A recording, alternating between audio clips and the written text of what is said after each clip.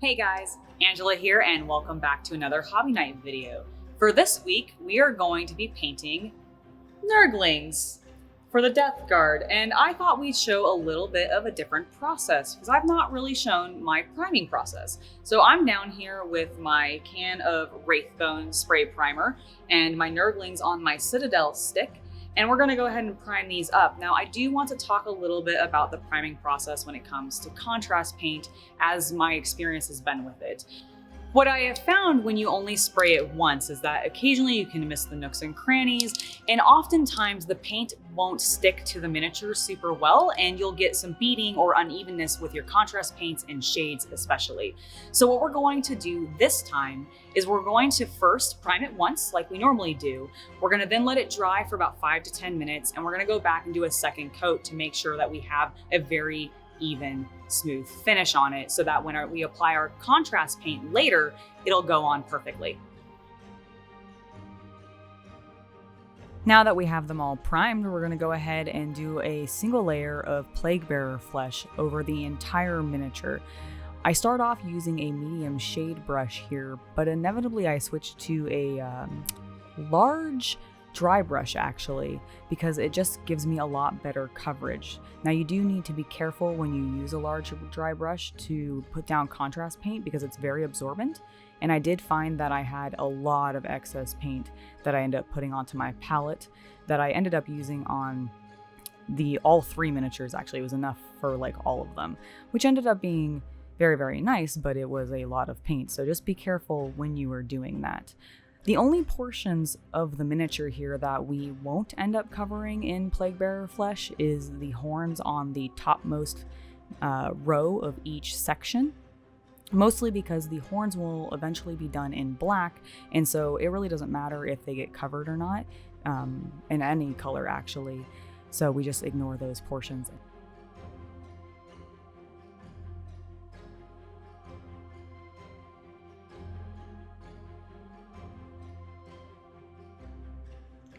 Now that we have the Plaguebearer flesh all over each of the three sections of the Nurglings, we're going to go ahead and bring out some additional details to their color tones by using Biel-Tan shade over a few of the individual Nurglings.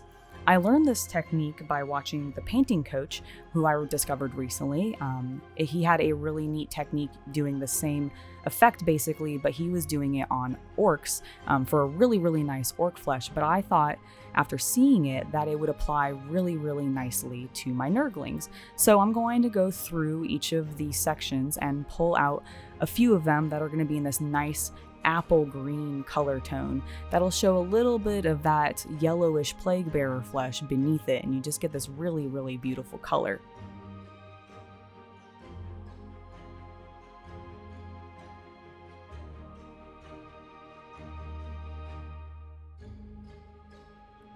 As you can see, the Biel-Tan shade is dried, and we have this fantastic green apple effect going on a couple of Nurglings in the bunch.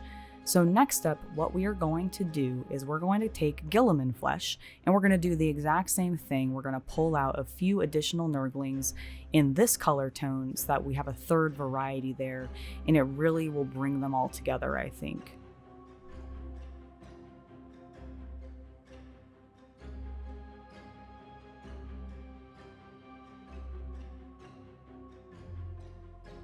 The Guilliman flesh is dried and they are looking great. We have some great variety in here, but I noticed as I was looking at them that I didn't like the depth I was getting from the ones that were now just the Plaguebearer flesh.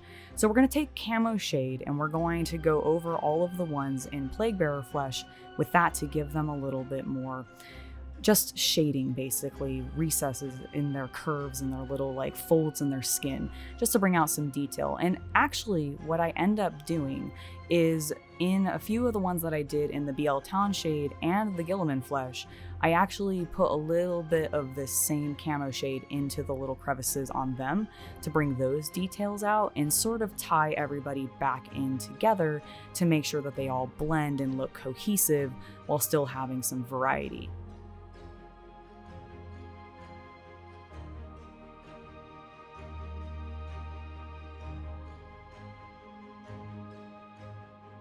Their skin is all complete, and I think they are looking fantastic and just a little bit like Skittles, which I absolutely love. Next up, what we are going to do is we're going to touch up all of the details on the Nurglings. That's going to be their eyes, their tongues, any of them that have guts hanging out, any of the sores on their skin. The only thing we're not going to do, despite the fact that you see me doing it right here, is we're not going to touch up any of the horns because, like I said earlier, that will end up being done in black, so it really doesn't matter. But all of the other details on them we want to basically clean up using Wraithbone so that we can go back over with all of the other colors and they get the nice vibrancy that contrast gets.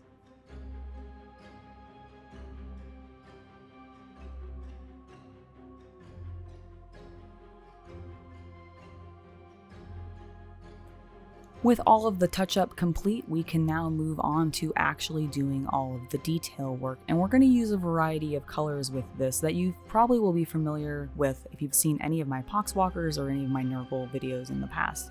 We're going to use Black Templar, Vulpes Pink, Iyanden Yellow, Blood Angels Red, and Skeleton Horde to do any of our detail color work. The Skeleton Horde will be used for the teeth, the Black Templar will be used for the horns, the Iyanden Yellow will be for any of the pustules, the pink is for the tongues, but I actually do end up using it in both the open sores on the Nurgling's flesh as well as any of the guts hanging out because I do those originally in Blood Angels Red, and I just don't like it as much as I like combining those two colors. I did that on a couple of other pieces that I've done in the past, and I really like the effect it gets. It makes it feel a little bit more like it's gushing or just very wet, and I really, really like that. So that's what we end up doing there.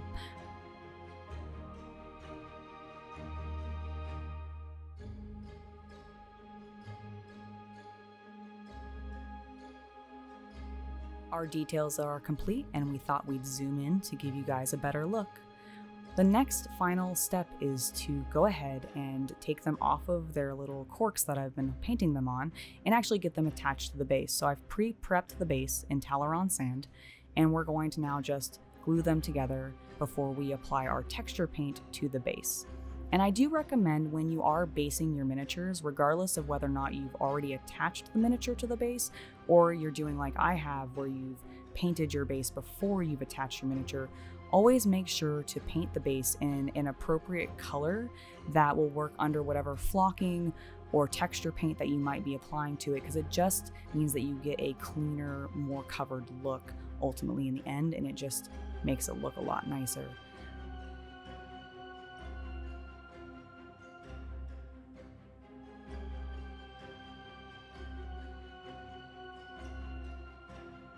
And now we get to see what they look like all smushed together into one giant skittle blob, and I think they are just the cutest little things. Nurglings are actually one of the things that I really, really love about the Death Guard army, as well as just Papa Nurgle in general. They were once described as shy in one of the books, and it tickled me so much.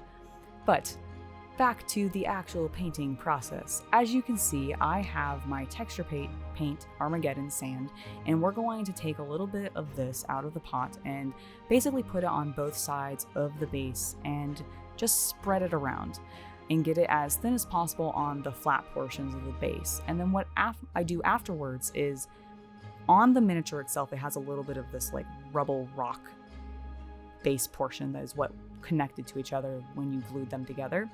And we're going to go ahead and put a little bit of extra texture paint up on that to sort of hide our seam, because as you saw when we were looking at it in detail after it had been glued together, there was a little bit of a gap there. So we just want to make sure that gets covered.